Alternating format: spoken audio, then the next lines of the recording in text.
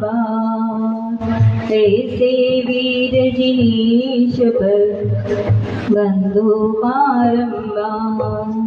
जुल आदिनाथ भगवान की, जुलो चिंतामणि पार्श्वनाथ भगवान की, जुलो महावीर भगवान की, जुलो परम पूज्य आचार्य आदि सागर जी महाराज की, जुलो परम पूज्य आचार्य महावीर कीर्ति जी महाराज की, जुलो परम पूज्य तपस्वी सम्राट सन्मति सागर जी गुरुदेव की। आदि से अंत अनंत हो तुम, महावीर की शान हो, विमल विरक्त स्वरूपी हो तुम, सन्मति का मार्ग हो। वात्सल्य मूर्ति ज्ञान सूरज, साम्यता का शास्त्र हो, आचार्य सुनील सिंधु भगवन वंदना शतवारे हो, आचार्य सुनील सिंधु भगवन वंदना शतवारी हो। जल परम पूज्य चतुर्थ पट्टाधीश आचार्य सुनील सागर जी गुरुदेव की।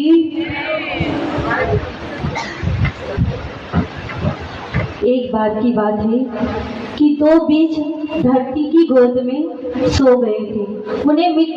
उन बीजों को मिट्टी ने अपने अंदर छुपा लिया था। तो दोनों बीज रात में मिट्टी की गोद में सो गए। जब प्रातः काल हुआ तो एक बीज के अंकुर निकल आए, अंकुर फूट गए और एक बीज मिट्टी के अंदर दबा रहा। तो जो बीज के अंकुर फूट गए थे तो उस छोटा बीज उसको कहता है, भैया ऊपर मत जाना, वहां पर बहुत भय है, तुम्हें लोग रोज डालेंगे, तुझे मार डालेंगे। पर वह बीज कुछ सुनता नहीं था और वह अपनी उन्नति चाहता था और वह अपना कल्याण चाहता था। तो वो चुपचाप धीरे धीरे धीरे धीरे ऊपर बढ़ता गया और वह जो छोटा बीज था वो उसे देखता ही रह गया। जब वह बीज पूरा ऊपर उठ चुका, सूर्य के बाहर यानी पूरा जमीन से ऊपर आ गया, प्रकृति को देखकर वह मुस्कुराने लगा और जब सूर्य देवता आए उसे धूप के स्नान करा दिया और जब पवन देवता आया तो उसे हवा दी गया और जब बारिश आई, वर्षा आई तो उसे शीतल जल पिला गई। वह यह सब देखता, फूलता फलता और अपनी आप में मुस्कुराते हुए वह बढ़ता गया, वह अपनी उन्नति करता गया। वह एक दिन इतना परिपक्व हो गया कि वह अपने आप को खड़ा हो गया, अपने बलबूते वो सब कुछ हिलता डुलता सब कुछ करने लगाया। और एक दिन ऐसा आया कि वह पूरा परिपक्व होने के बाद भी वह जब उसकी आयु समाप्त हो गई तो वह इस दुनिया से विदा हो गया।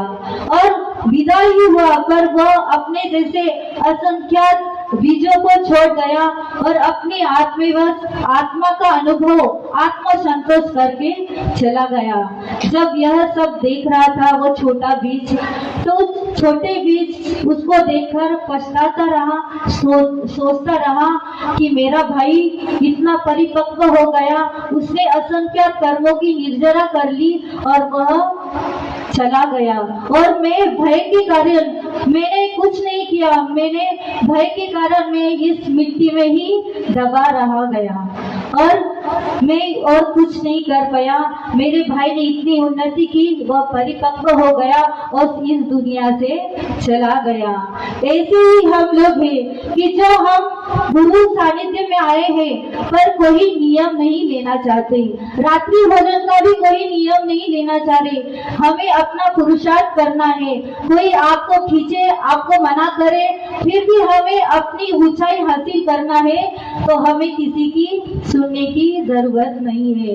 कोई महिलाएं आती है तो कहती है कि हमें भी आगे बढ़ना है माता जी, हमें भी 2 प्रतिमा व्रत लेने के भाव होते हैं, पर घर में नहीं ले पाते क्योंकि कोई कोई हमें हमारे घर परिवार वाले मना करते हैं। तो हमें उनको समझा बुझाकर हमें अपने बलबूते हमें पुरुषार्थ करना चाहिए कि हमें भी कुछ करना है, हमें भी कुछ आगे बढ़ना है। पुरुषार्थ करोगे तो आगे बढ़ेंगे। हम लोगों ने पुरुषार्थ किया तो आज हम यहाँ पर है, नहीं तो आपकी जैसी हम नीचे बैठे रहते हैं। और ऐसे ही जब कोई चींटी जब दीवार पर चढ़ती है तो वो कितनी बार गिरती है, बार बार नीचे गिरती है, बार बार चढ़ती है, बार बार नीचे गिरती है, बार बार चढ़ती है, पर वह पुरुषार्थ उसका जारी रहता है। वह एक दिन पुरुषार्थ करते करते वो एक दिन ऊपर पहुंच जाती है। ऐसे ही हम जीवों को भी अपना पुरुषार्थ करना है। तो आपका बहुत बहुत पुण्य का उदय है कि जो इतना विशाल संघ आपके दिल्ली नगर में आया है। आपका बहुत भाग्य यानी बहुत जन्मों का पुण्य होगा जो इतने अच्छे गुरु का सानिध्य प्राप्त हुआ है। और हम इतने यह मनुष्य बहुत कठिनता से प्राप्त मिलता होता है, तो हम इस जीवन को व्यर्थ ना गवाए। हमें अपने जीवन का कल्याण करना है तो गुरु के पास अवश्य आना चाहिए। गुरु के कुछ पल बैठा करो गुरु के पास, हर चीज नहीं मिलती गूगल के पास।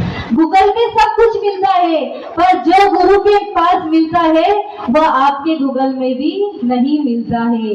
आप गूगल में उसका बटन दबाओगे, उसको चेक करेंगे, उसका जब उसको टाइम तो लगेगा उसको मिलने में 2 मिनट 5 मिनट, पर उसके पहले हमारे असली गूगल आचार्य श्री आपको 1 मिनट में आपका प्रश्न का उत्तर, आपका समस्या का समाधान कर देते हैं। ऐसे हमारे परम पूज्य आचार्य गुरुदेव एक बार राजस्थान से बिहार कर रहे थे, लक्कड़हारा से कानपुर की और बिहार कर रहे थे। तो रास्ते में उदय सागर का दलदल था, बहुत सारा कीचड़ और पानी वहाँ पूरे इसमें भरा हुआ था।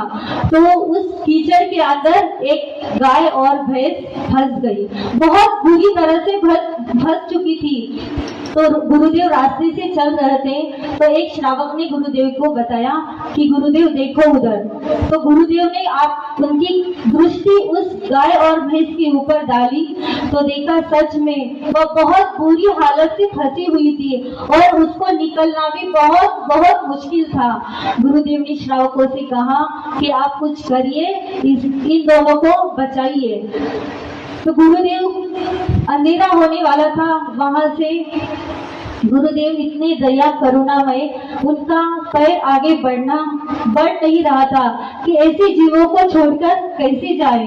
इतने जीव इतने मुश्किल से फंसे हैं, इन्हें कैसा निकाला जाए, यही सोच रहे थे गुरुदेव। पर अंधेरा होने वाला था तो गुरुदेव बिहार घर अपने स्थान पर पहुंच गए और श्रावकों को कहा दिया कि आप लोग इनकी व्यवस्था करें, इनको बाहर निकालें।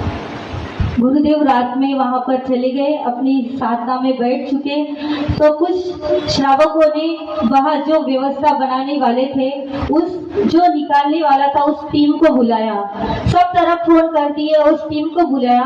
रात में 8 बजे वह टीम आई, सब व्यवस्था बनाने लगी उस जगह।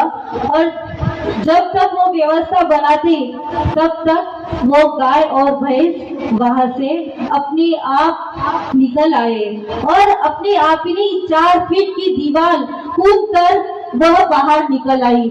यह सब गुरु का आशीर्वाद था। सब देखकर आश्चर्य करने लगे कि ऐसा कैसा हो गया, इतनी जबरदस्त फंसी हुई थी, यह निकलना मुश्किल था। पर गुरुदेव ने अपने कमंडल का जल उस कीचड़ के अंदर डाल दिया था और उसी के कारण वह दोनों गाय और भैंस अपने आप उस कीचड़ से बाहर निकल गई। आदिवासी लोग भी देखकर कहने लगे, सच में वानियों के महाराज तो वानियों के महाराज होते हैं। ऐसा कठिन काम कौन कर सकता है? तो एकमेव वालियों के महाराज कर सकते हैं, ऐसा उन आदिवासियों के लोगों ने कहा। जैसे गुरुवर ने उस कीचड़ से गाय और भैंस को निकाल दिया, वह अपने आप निकल गई और वह अपने आप चल गई।